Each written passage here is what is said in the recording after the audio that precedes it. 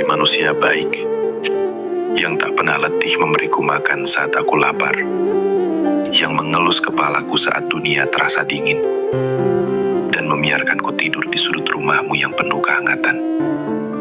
Seperti kata orang-orang tua dulu, siapa yang menyayangi makhluk kecil akan disayang Tuhan yang Maha Kasih. Maka aku, seekor kucing yang tak bisa berkata, hanya bisa mendoakanmu dalam diam. Ya Tuhan, bahagiakan dia yang tak pernah membuangku.